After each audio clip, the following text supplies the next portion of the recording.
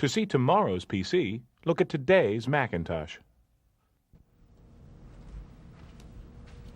Byte magazine recently said, "It would not be an exaggeration to describe the history of the computing industry for the past decade as a massive effort to keep up with Apple." And with the launch of Windows 95, it appears that effort continues. But while Windows 95 represents a substantial step forward for the PC world, it still falls short of the standards set by the Macintosh. Not only because the Macintosh remains much easier to configure, learn, use, and expand, but also because while Apple's competitors have been working to recreate the Macintosh experience, Apple has introduced innovation after innovation to create the next generation of personal computing, with computers that are even easier to use, faster than ever before, with more advanced multimedia, and even greater compatibility with PCs.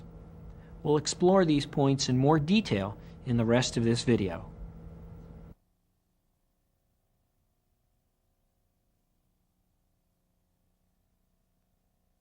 Macintosh System 752 is by far the easiest, smoothest, most usable operating system out there.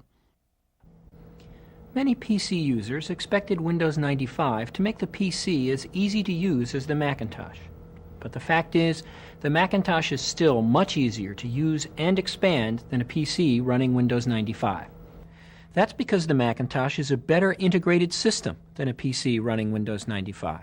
Apple is the only major personal computer company to craft both the hardware and the operating system software together to operate as a single, seamless whole. That's why you can insert a disk into a Macintosh floppy drive, and an icon for the disk will appear immediately on screen. It's why you can insert a PC disk into a Macintosh, and the Macintosh will recognize that the disk comes from a PC. It's why you can copy fonts, control panels, and sounds to your system folder, and the Macintosh will place each where it needs to go. It's why your Macintosh can actually lead you through tasks step by step. And it's why you can expand a Macintosh so easily, adding CD-ROM drives, scanners, even additional monitors, so you can work across two screens with an integrated workspace. And you can do all this in practically no time at all. This tight integration between hardware and software is something Windows 95 can't match. Because in the PC world, one company makes the operating system and many different companies manufacture and assemble hardware systems, which means it's often up to the user to make sure all the pieces work together. For example, when you insert a floppy disk into a PC running Windows 95, nothing happens until you tell the computer to look for a disk in the drive. And when you insert a different disk, the contents of the first disk remain on screen until you choose the refresh command. And if you make a mistake and try to open a file from a disk that's no longer in the drive, Windows 95 will tell you that the directory name is invalid, and it's up to you to figure out what that means.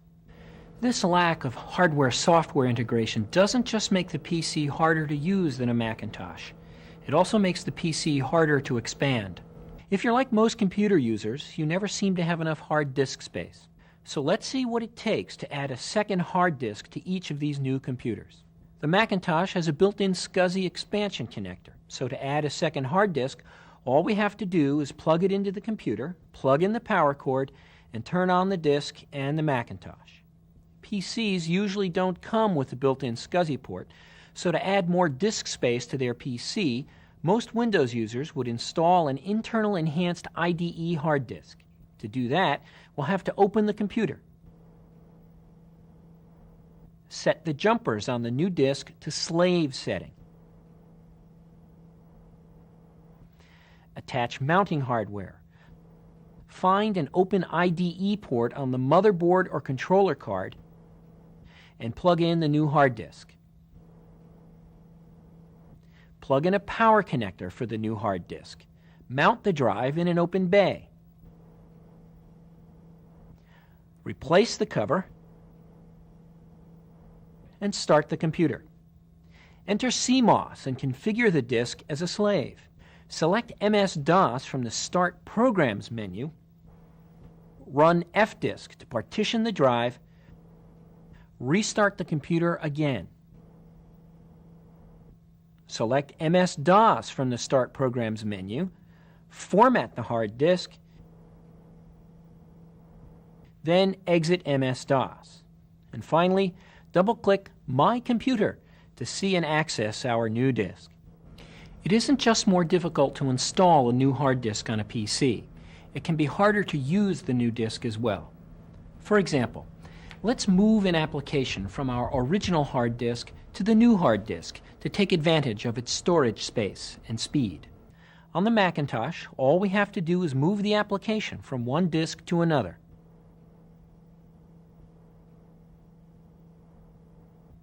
And the application launches normally.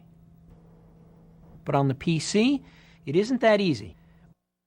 When we move an application to the new hard disk, it may fail to open, which in this case means we'll have to reinstall the whole program.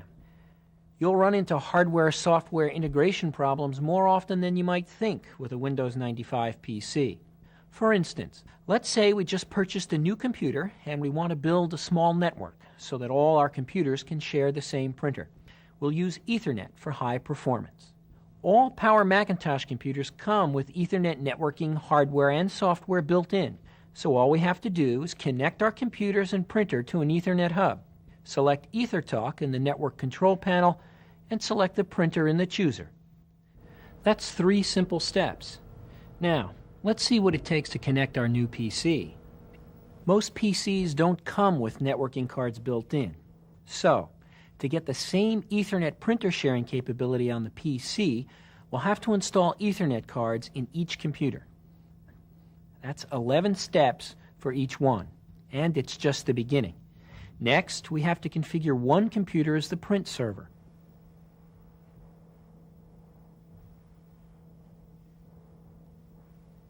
That's another 13 steps. Finally, we have to define the printer that we want the client computers to use. Another 6 steps for each PC. All in all, the PC required 27 more steps than the Macintosh.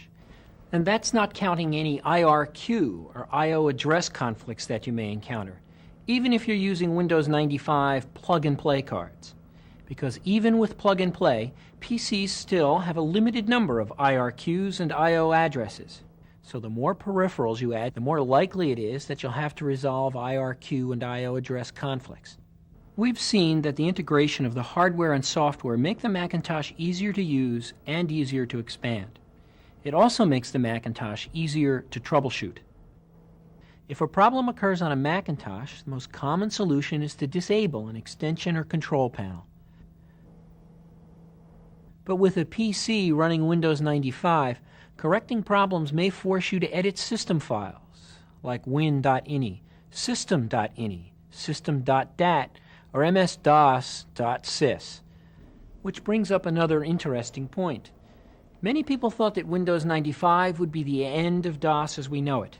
But the fact is, DOS is still present in Windows 95. To see what this means, let's look at one of the most well-publicized features of Windows 95 is shortcuts. A shortcut acts as a reference to a file or application. It's a simple idea in concept. In practice, though, Windows 95 shortcuts are more complex because they're based on DOS path names. So, if you happen to move the original file, thereby changing its DOS path name, the shortcut may not be able to find it. Now, the Macintosh has shortcuts too, known as aliases. In fact, the Macintosh has had them since 1991. And unlike Windows 95 shortcuts, Macintosh aliases maintain their links to their underlying files, even when you move the original file to a new folder or to a new hard disk. You can even attach an alias to an intercompany email and send it over the network.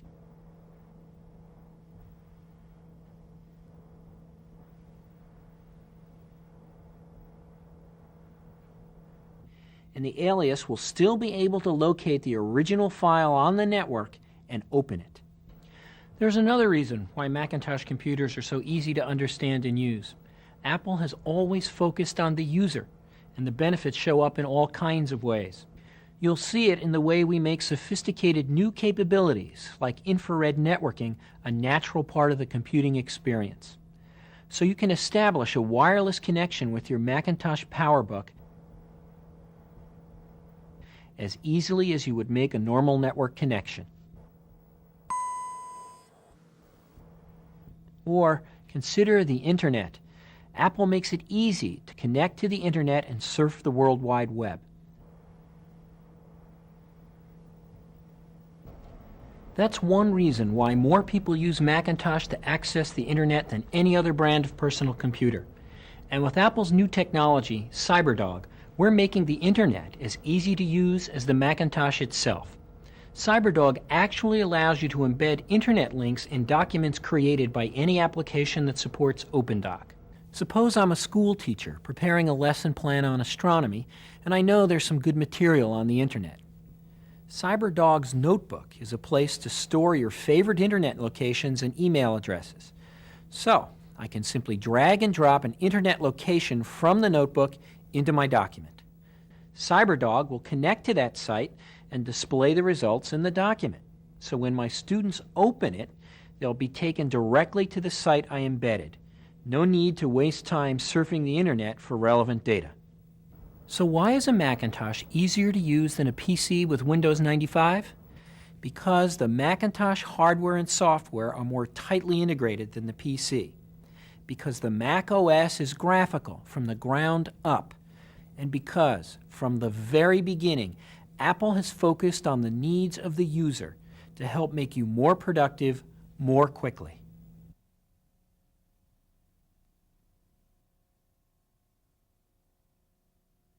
The Power Macintosh 9500 120 MHz beta unit we tested was so speedy we were forced to revamp our suite of benchmarks to accommodate it. With technology changing so rapidly, people want to buy a computer with the power to take them into the future. And with Macintosh, you'll find the future is already built in, because Power Macintosh computers are based on a technology called RISC. This is the technology used in today's high-performance workstations, and it has been brought to mainstream desktop computers for the first time by the PowerPC chip, a family of RISC processors that was created by Apple, Motorola, and IBM. Today's Pentium computers, by contrast, are still based on a technology called CISC, a processor architecture which is now about 20 years old. And what does the difference between RISC and CISC mean for the average user? It means that a Power Macintosh can run many of the most demanding applications more quickly than a Pentium-based PC running at the same clock speed. For instance, here's a Power Macintosh and a Pentium PC running the same business charting application. The Power Macintosh builds a complex graph about twice as fast as the PC. That was a comparison of 32-bit applications. But the fact is, while there are thousands of 32-bit applications available for Macintosh, the vast majority of applications in the PC world are still 16-bit. And when you take that into account, the Macintosh performance advantage can become even greater. Here's a Power Macintosh running a 32-bit version of the popular home application Print Shop, and a Pentium PC running the 16-bit PC version of the same application. Here, the Macintosh outperforms the PC by an even greater margin. And if you're interested in finding a computer that will last into the future, consider this fact. Byte magazine tests recently showed that a PowerPC running at 132 megahertz is actually faster than a 150 megahertz Pentium Pro, Intel's next generation processor. To help close the performance gap, you could replace Windows 95 with the 32-bit Windows NT operating system on your PC. But to do that, you would have to buy a high-end system with a minimum of 12 to 20 megabytes of RAM. Get Windows NT-compatible applications and live with all the differences between Windows 95 and Windows NT, including different interfaces and different plug-and-play standards. We've seen that Macintosh computers offer high performance. They also come loaded with more standard equipment. For example, this Power Macintosh comes with Ethernet networking built in, so you can connect it to a network quickly and easily. It has a SCSI connector built in, so you can add new components like hard drives and faster CD-ROM drives quickly and easily. It comes with speech recognition and text-to-speech capabilities. Macintosh 70-point. It has built-in video capabilities, so to import video, all we have to do is plug in a camcorder or VCR and hit play. And we can incorporate video clips into any program that supports QuickTime Video. And this Power Macintosh also comes with easy-to-use video conferencing technology. So for the cost of a video camera, we can see, hear, and work with someone in a remote location. Mia, we've been working out the last details of the new design. I'm sending it to you now. I love the new collar design. It looks great. Now, let's look at what it costs to add the same features to a compact Presario 7180. First, we'll need an Ethernet adapter card, a SCSI adapter. For speech recognition and text-to-speech, we'll have to buy and install some additional software. This package is only available if you also buy a sound card. For video input, we'll need a card like this. And if we want to add video conferencing features, we'll need to buy a package like this.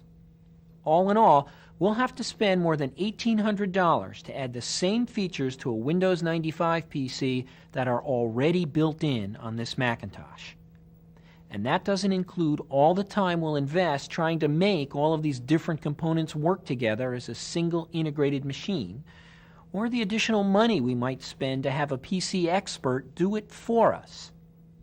So, if you're looking for a powerful computer, take a moment to compare. You'll find that Macintosh gives you high performance along with extra features that don't come with Windows 95 PCs.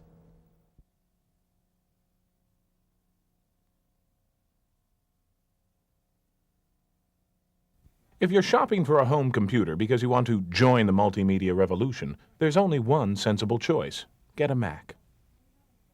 Many experts say multimedia is the real future of computing, as CD-ROM, video, television, and animation all come together on your desktop computer. And according to a leading market research firm, 72% of multimedia developers use the Macintosh to develop their titles. Why do these professionals choose Macintosh? Because Macintosh makes advanced multimedia capabilities easier to use, and because Macintosh incorporates new capabilities sooner than Windows-based PCs. Let's look at a few examples, starting with CD-ROMs.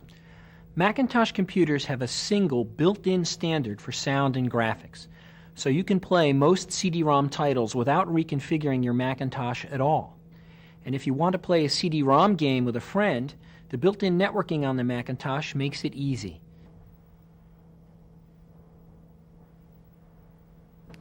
In the PC world, using CD-ROM titles is more complicated. Many of the most popular CD-ROM titles aren't written for Windows 95. Some of these have minor errors, and many others have to be run in a special DOS mode. That means you'll have to quit the Windows applications you're running, then restart. Next, let's look at speech recognition. Many PC makers say that someday you'll be able to tell your computer what to do and it will obey. That concept is a reality on the Macintosh today because the Mac OS comes with built-in speech recognition and a built-in scripting language called AppleScript. Using these tools, you can create a voice-driven command that will automatically bring up your personal workspace on your Macintosh. Macintosh, this is Mike. Hello, Mike. Let me set up your workspace for you.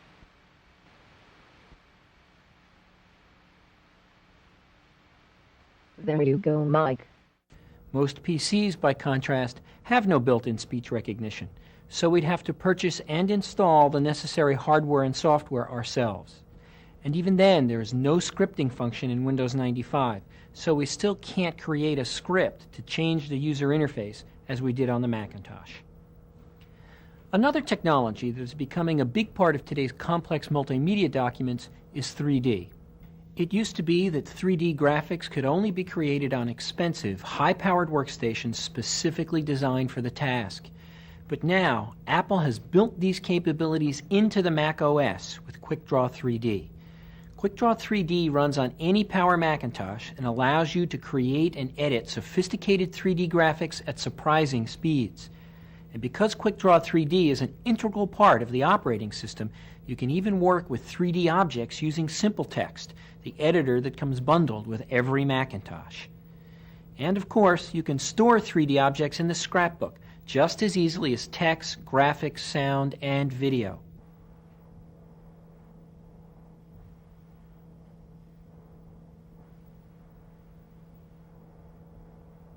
With Windows 95, 3D is not part of the operating system, which makes it hard to share 3D objects between programs.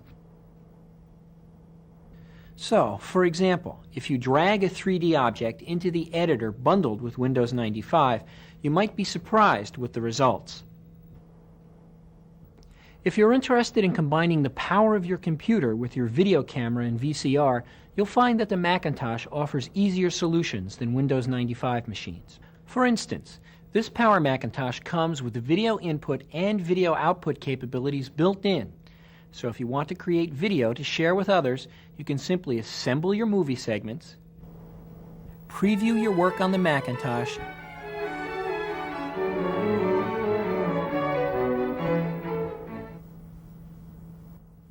and then output the movie to a videotape in your VCR. And what does it take to get this same capability on a Windows 95 PC? The same old thing. Another multimedia capability that's raising a lot of interest these days is virtual reality, and Apple is leading the way with QuickTime VR. This technology allows you to create rich, three-dimensional environments and to view them in full 360 degrees. Here's a QuickTime VR movie that BMW posted on the World Wide Web. It's a movie of the new BMW Z3 Roadster that's featured in the latest James Bond adventure. As you can see, Apple makes multimedia easier to use than a PC running Windows 95. And it gives you access to advanced capabilities sooner than Windows 95, which is why the Macintosh is the most popular computer for multimedia in the world.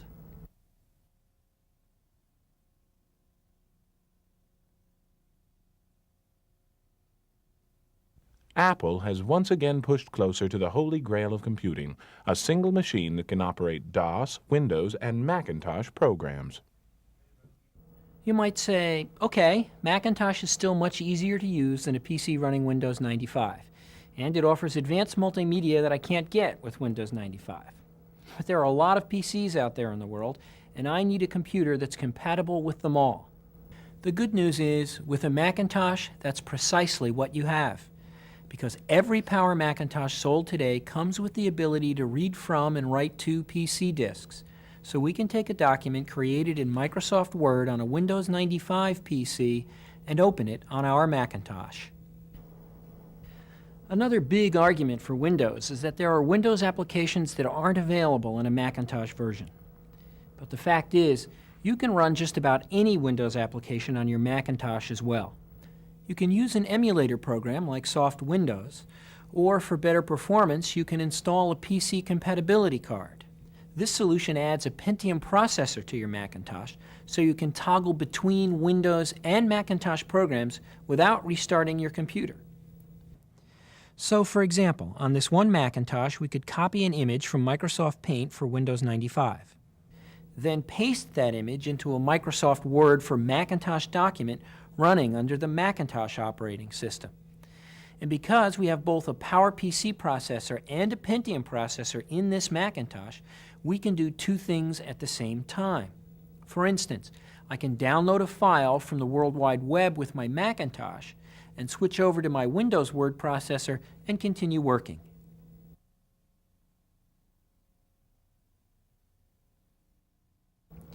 We've just seen that Macintosh computers offer more ease of use, more power, more advanced multimedia, and more compatibility options. And what do these advantages add up to? More satisfied customers. In survey after survey, Macintosh customers have indicated that they are more satisfied with their computers than users of PCs. In a recent survey of 50,000 computer users conducted by Computer Intelligence Infocorp, Macintosh won the highest ratings from business, home, and education users alike. Other studies have shown that Macintosh is the most reliable PC, that Macintosh requires the least technical support of any PC. Apple also won top honors in the J.D. Power's 1995 End User Satisfaction Survey. Ratings like these are some of the reasons customers have purchased more than 23 million Macintosh computers. And those tens of millions of satisfied customers are the most important proof of the advantages of Macintosh.